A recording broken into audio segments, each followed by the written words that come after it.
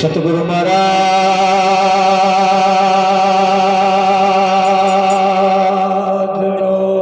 જય હો।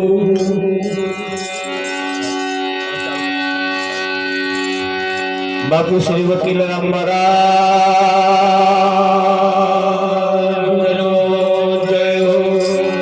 નટુરામ મહારાજનો જય હો। પધારેલા હરિ ગુરુ સંતનો જય હો।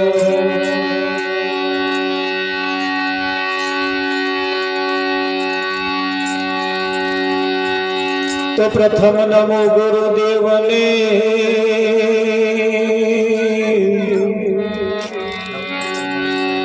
જેણે આપ્યા ને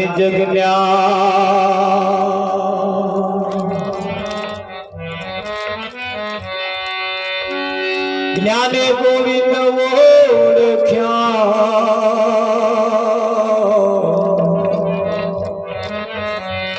તેડી ગયા દેહ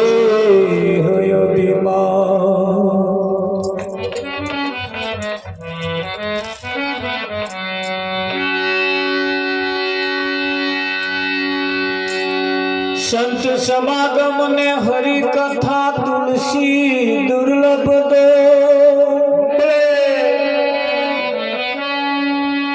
સુતદારા और लक्ष्मी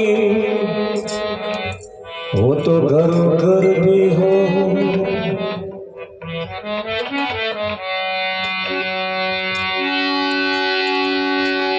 सतगुरु महाराज जय हो। આજનો પાવનકારી પુનિત પ્રસંગ પ્રભુ ભક્ત એવા રદ્દીભાઈના ઘરના આંગણે આજનો આ કાર્યક્રમ આકાર લઈ રહ્યો છે।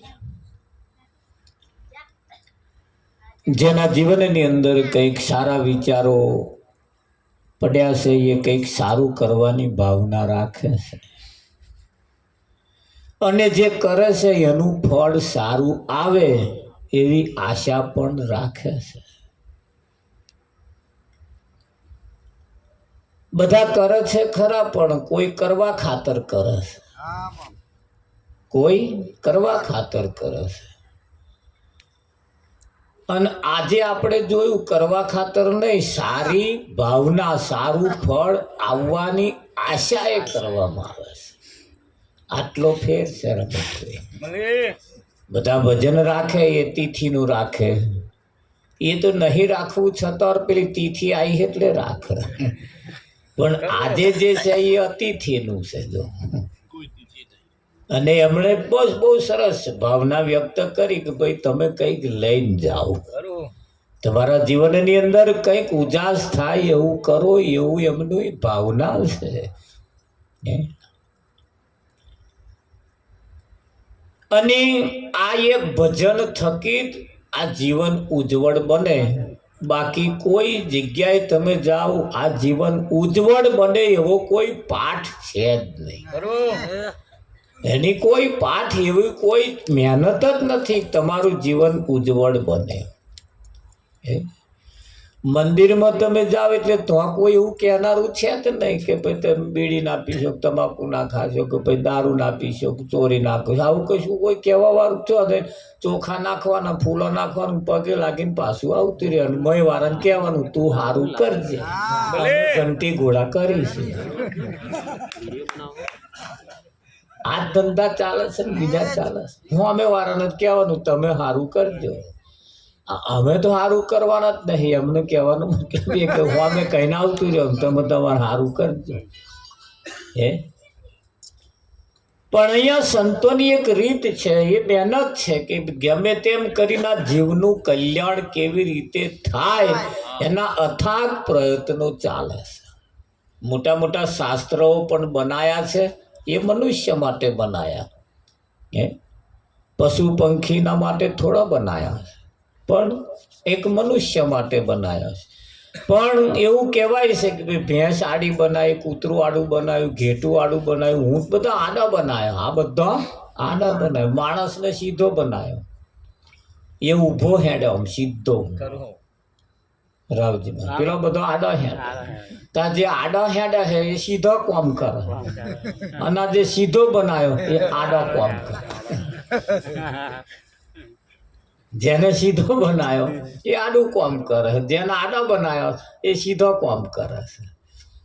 એટલે પરિણામ ઉલટું આવ્યું, પરિણામ ઉલટું આવ્યું. મહેનત બહુ કરી, માણસ ચંદ્ર સુધી તો પહોંચ્યો જ છે, માણસ ચંદ્ર સુધી પહોંચ્યો, પણ હું કોણ છું એ સુધી હજુ પહોંચ્યો નથી. હું કોણ છું, હું કોણ છું? અને એ જ્યાં સુધી અહીંયા આગળ પોતે પોતે પોતે પોતાને ના ઓળખે ત્યાં સુધી એ ભગવાનને પણ ઓળખી શકતો નથી. હા, એ અમથો કે હું સારા દર્શન કરીને આવ્યો, નહીં તો વાત કરવા ખાતર. બાકી અને પોતાને એ ઓળખે છે કેમ? સૌ પ્રથમ પહેલા તો નિયમ લાગે, મનુષ્ય જો હોય, માણસ જો હોય, પોતે પોતાની જાતને જો માણસ સમજતો હોય તો માણસના નિયમ શું છે એને ખ્યાલ હોવી જોઈએ. અને માણસ માણસના નિયમ પ્રમાણે જીવે તો એને માણસ કહેવાય. બાકી પશુ જેવું જીવન જીવે, પશુ જેવું ખાય, પશુ જેવું પીવે, પશુ જેવું રહે તો એને પશુ જ કહેવાય, એને માણસ ના કહેવાય. નહીં કહેતા ખરો બળધ્યા જેવો છે કે આપણે કેમ એને એવું કહેતા છે, બળધ્યા જેવું એવું કેમ કહેતા છે? લો, એ બળધ્યા જેવો કેમ આપણે કહીએ છીએ? એનો લક્ષણ બળધ્યા જેવો. એટલે જો લક્ષણથી બળધ્યો ઓળખાય, તાર લક્ષણથી માણસ એના લક્ષણથી ઓળખાય, લુગડો એ ના ઓળખાય. એનું લક્ષણ કેવું છે એના લક્ષણ ઉપરથી ખબર પડે કે ના પડે? હા, ઘી ચોખ્ખું છે, મિલાવટ વાળું છે કે ડાલડા છે, એને આપણે ચોખવટ કરવી હોય. ધારો કે પેલો 600 રૂપિયા કિલો કે એટલે આપણે ના તપાસ કરવી પડે કે ભાઈ ચોખ્ખું હોય અને 600 રૂપિયા લે વસ્તુ બરાબર, પણ ચોખ્ખું હોવું જોઈએ. એટલે આપણે શું કરીએ, એની તપાસ કરવા હતું આ ચોખ્ખું છે, ડુપ્લિકેટ છે, મિરવન કરેલું છે, કેવું છે. એટલે આપણે પાસે અહીં આમ ઘસશે ને, આમ નહીં ઘસતા, આમ ઘસે, પછી આમ ઊંઘી જોવે, ઊંઘે કે ના ઊંઘે? હા. અને એની સ્મેલ કયા લે કે આ ચોખ્ખું ઘી છે કે દાલદા? શું કયા લે? ઘીની સ્મેલથી ખબર પડે. સારું, જૂનું ટ્રેક્ટર લેવું હોય, જૂનું કંઈક ગાડી લેવી હોય, એક સાધન કશું કે આપણે જૂનું કે લેવું હોય, એટલે આપણે આ બધા જેના પારખું હોય અમારા નગીનભાઈ જેવા, એ આમ સાધનને સેલ મારો, નગીનભાઈ મારે ને, એટલે જે સેલ મારે ને પછી જે એન્જિનનું જે ફાયરિંગ આવે ને, ફાયરિંગ કયા લે કે આ એન્જિન બનાવેલું છે કે કંપનીનું છે? ધ્યાન રાખજો હો. એ ટ્રેક્ટરનું ફાયરિંગ, ગાડીનું ફાયરિંગ કહેલે ને એનો અવાજ કહેલે તરત કે એન્જિન બેઠેલું છે કેમનું છે એનું ફાયરિંગ કહેલે. તાર મોણસનું ફાયરિંગ ના કહેલે એવું માણસનું પણ ફાયરિંગ છે ભાઈ. આ બોલે ને એના ઉપરથી જ ખબર પડે કે આ માણસ જેવું બોલે છે બીજા કશાક જેવું બોલે. આ ફાયરિંગ આ તો ડુપ્લિકેટ પાછું બોલતું હોય. હા એટલે ફાયરિંગ જેનો અવાજ, જેનો શબ્દ એ અવાજ કયા લે ભાઈ આ માણસ ખરેખર આ બોલી બોલે એ માણસની છે કે કોની ખબર પડે કે ના? હા, ઘી એના સ્મેલથી ખબર પડે, પેલો સાધન એના ફાયરિંગથી ખબર પડે, માણસ એના લક્ષણથી ઓળખાય. એના લક્ષણ કેવા છે ખરું કે નહીં? હા, જો ભગવાને બે જાત બનાવી છે, એક સ્ત્રી બનાવી અને એક પુરુષ બનાવ્યો. એક સ્ત્રી બનાવ્યો અને એક પુરુષ બનાવ્યો. હારતા ત્રીજો ફણગો ફૂટ્યો એનું શું કહેવું તમારે? એ તો જાત બનાવી જ નહીં. ત્રીજી જાત તો બનાવી જ નહીં. બનાવી છે પણ તા એ ત્રીજા છે ને એ ના સ્ત્રીમાં કહેવાય કે ના પુરુષમાં કહેવાય. અમને આવું થવાનું કોણે કહ્યું હતું? પણ મય એક લક્ષણ પાછો એવો પડ્યો છે જે સ્ત્રીમય ના આવે અને પુરુષમય ના આવે. જે સ્ત્રીમય ના આવે ને પુરુષમાં ના આવે. એમ ભગવાને આ ઘડ્યું છે કે એણે ઘડ્યું છે આવું? એણે આવું બનાવ્યું? એની કોઈ ઈચ્છા જ નથી આવો કોઈ ફણગો ફૂટે એવું. એની ઈચ્છા હતી, એની તો આશા એની શું કરવા એવી હોય પણ છતાં થયું છે ને. હા, એટલે એ લક્ષણ તમે જુઓ ને તો ના સ્ત્રીમય આવે ના પુરુષમય આવે. એટલે માણસ પ્રકાર પ્રમાણેના જો એના કોમ લક્ષણ જો હોય તો એને માણસ કહેવાય. એટલે સૌ પ્રથમ પહેલા આપણી જાતે જ લેબોરેટરી કરી લેવાની. મારો ખોરાક કૂતરો જેવો છે કે માણસ જેવો છે? કૂતરો જ બલાડા જેવો હોય તો પછી આપણે કૂતરો બલાડો નંબર આવે. ભલે બાળદન માણસનું હોય પણ એટલે બાળદન થી ના ઓળખાય ભાઈ. એના લક્ષણ થી, એના ખોરાક થી, એના આવવા જવાનું, ખાવાનું, પીવાનું, ઉઠવા બેવાનું આ બધાથી ઓળખાય. એટલે કહ્યું ભાઈ પહેલા આપણે ઓળખવા પડે હું કોણ છું. તમે ઓળખો ને એટલે તમે જેને ઓળખવા માંગો છો ને, જેને ભગવાન માનો છો ને એવો હેડ્યો ઘેર આવે. ભલે એ જોન લંકામાં બેઠો હોય તોય ઉઠીને હેડે કે હવે મારે હેડે જવું પડશે એમ તો હવે મને એવો એને ઓળખી. હા, જે પોતે પોતાને નહીં ઓળખતા એ ગમે તેટલો ઘેરથી આગો જાય એ ભગવાનને ઓળખી શકવાનો નથી. હે ના ઓળખી. તો અહીંયા આગળ કહ્યું છે જો ધ્યાન રાખજો. આપણે અહીંયા જે વાણી ગવાય અને થોડા વોટ ફફડાવતા રહેજો. એમ કે થોડા આમ વાણી ઝીલતા રહેજો કે આપણી વાણી પવિત્ર થાય. હા, તો અમુક ગામડામાં તો અમે જઈએ ને તો એવા તોવાળા કશું બોલે નહીં, ના તાલી પાડે, ગાય નહીં, કશું કરે. તે એવા મેં પૂછ્યું તાર ભજન પતી ગયા, પૂછ્યું એટલે તમે કશું કરતે કે ભગત તમને ઉચ્ચક નતું આલ્યું કે? એટલે અમારે શાનું કરવાનું? વાહ વાહ, એ સાચી વાત કે તમને ઉચ્ચક નતું આલ્યું કે?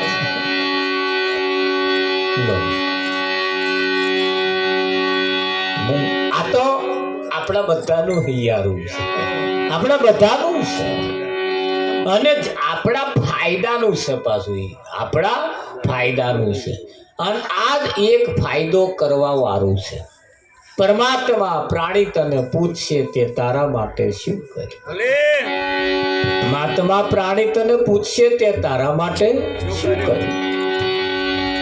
એટલે કહ્યું હરે સંત સંગતમાં રહીએ જીવન રામ.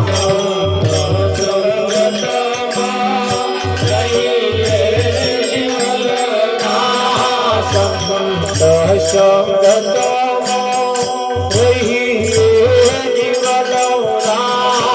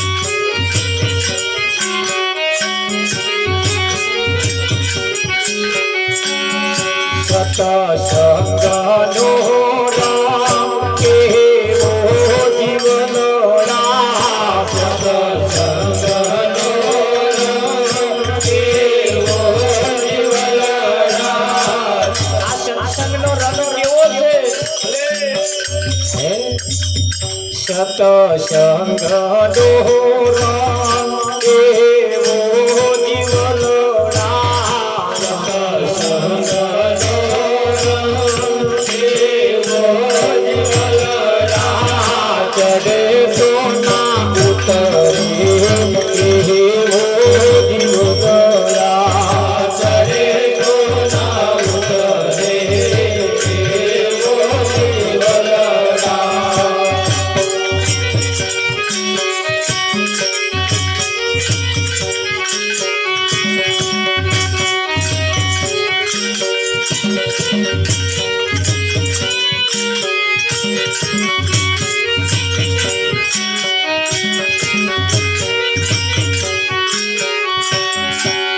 સતસંગ છૂટે થાય કેવું જીવલડા સતસંગ છૂટે થાય કેવું જીવલડા આ સત્સંગ છૂટી જાય પડતા આ સત્સંગ જો છૂટી થાય તો કેવું થાય સતસંગ છૂટે થાય કેવું જીવલડા સતસંગ છૂટે થાય કેવું જીવલડા ગતો ગંગા જાય કેવું જીવલડા ગતો ગંગા જાય કેવું જીવલડા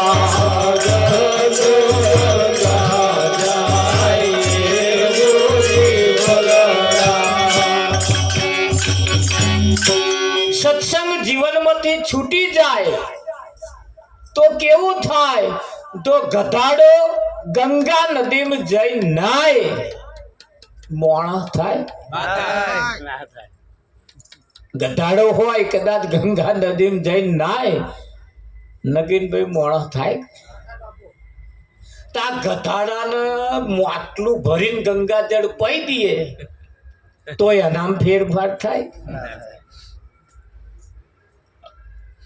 સત્સંગ છૂટે થાય કેવું જીવનડા તો ગધો ગંગા જાય એવું ગધાડો ગંગા નદીમાં નાવા જાય એવું એટલે જીવનમાં સત્સંગની જરૂર છે શેની જરૂર છે સત્સંગની જરૂર છે ભજન નહીં ગાવ ચાલશે નહીં હોભરો તોય ચાલશે પણ સત્યનો સંગ કરવો પડશે તમે ખાલી સંગ કરો એટલે તમે જુઓ તમારી દશા કેવી બદલાય હે ખરું કે હા આ 6 લાઈન છે હાઈવે રોડ એ રોડે ચઢો એટલે પેલી બાજુ જવું હોય ને પેલી બાજુ વહમવું પડે આગળ કઈ ફાટક બાટક આવે તાર મેર આવે ઓવરબ્રિજ આવે ને ઉતરો ને પછી તરીએ હેડો આપાહી આમ પીરપા જતા રહીએ સાધન લઈને વચ્ચે બાઉન્ડ્રી મારેલી એક રસ્તો એવો છે કે જે રસ્તે તમે ચઢો ને એટલે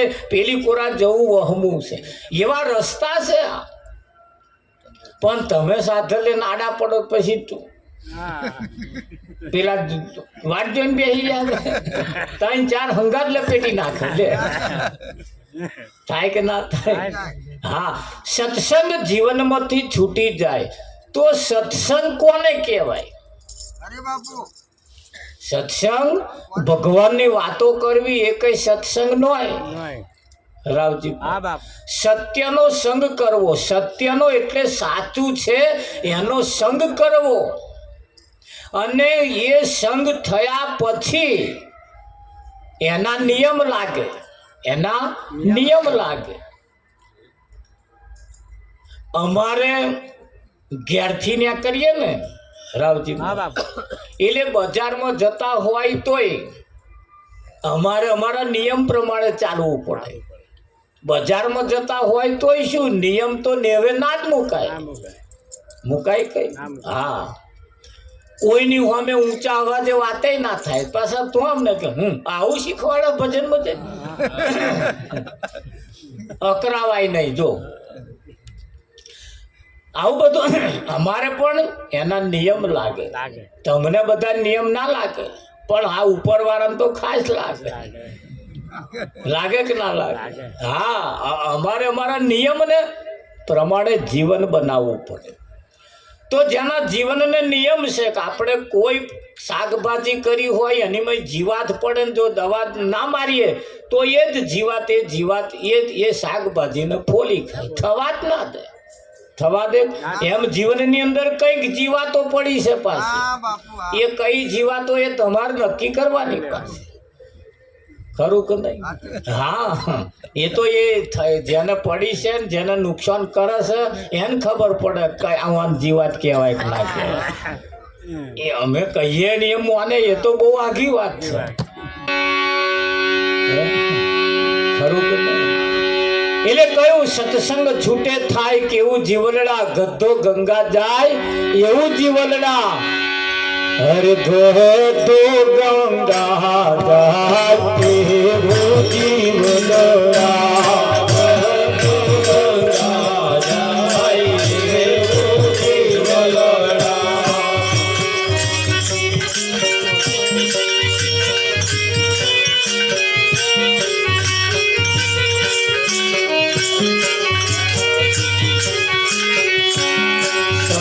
સંતોની કરુણા થાય જીવનડા, સંતોની કરુણા થાય જીવનડા, સંતોની કરુણા થાય જીવનડા, સંતોની કરુણા થાય જીવનડા. સુરી તોડે સ્વયં કાય જીવનડા, સુરી તોડે સ્વયં કાય જીવનડા.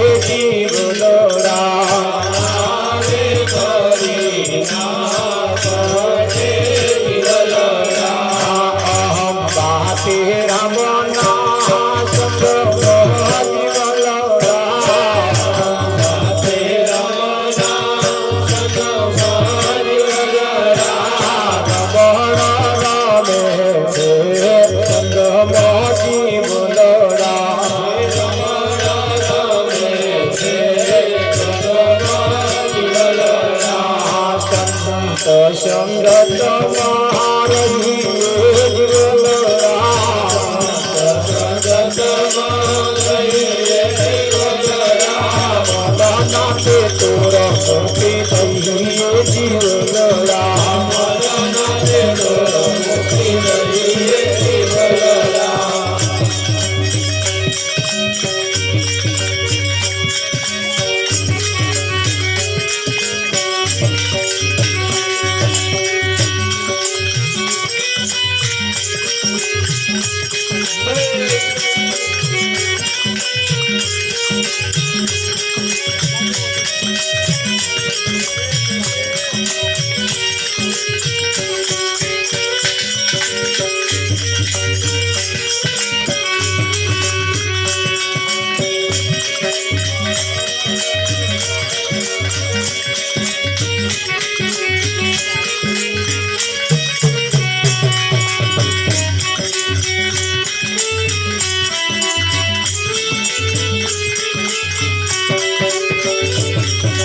સંતના પગલા જો જો તું આવ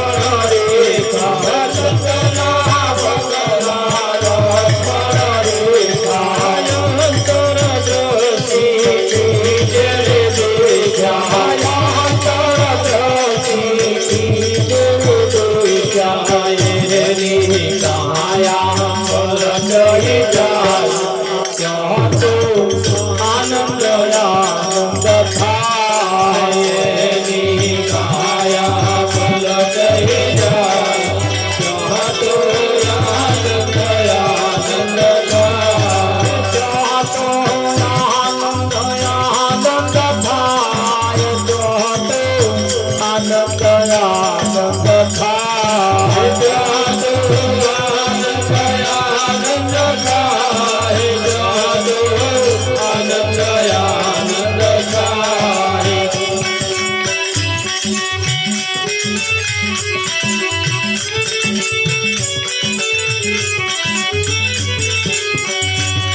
હે સંતના વચને જે જન ચાલે હે સંતના વચને જે જન ચાલે હે કુટુંબ સહિત તે સ્વર્ગે માને હે કુટુંબ સહિત તે સ્વર્ગે માને આવરણ એનો અડગો થાય તો આનંદ આનંદ થાય આવરણ એનો અડગો થાય તો આનંદ આનંદ થાય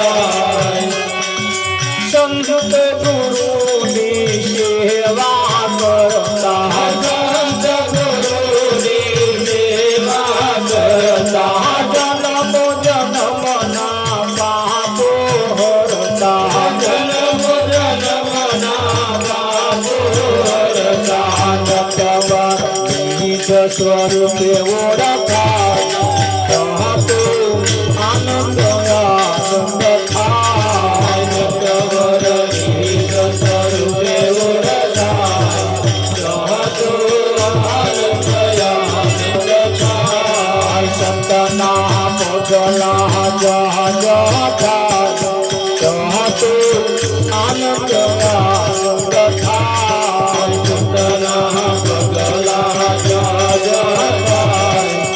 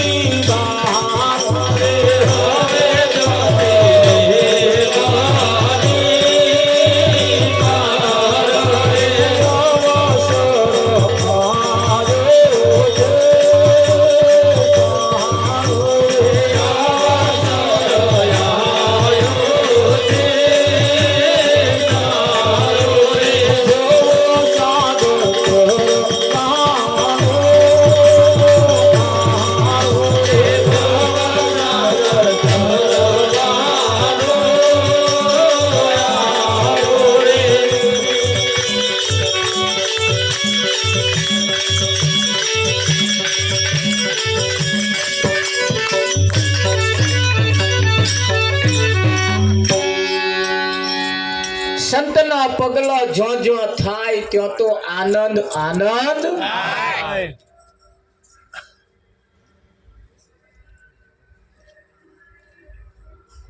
મનની મૂંઝવણ મટી જાય. ગમે તેવી મૂંઝવણમય પડી હોય ને, સંતનું પગલું ખાલી આગમન થાય, મનની ભ્રમણાઓ બધી મટી જાય કે ના જાય. સંતના શરણમાં રહેવાથી, સંતની સામે રહેવાથી, સંતની જોડે રહેવાથી બહુ અભરખા કરવા નહીં હારા. જોન રાખજો વિઠ્ઠલ મહારાજ.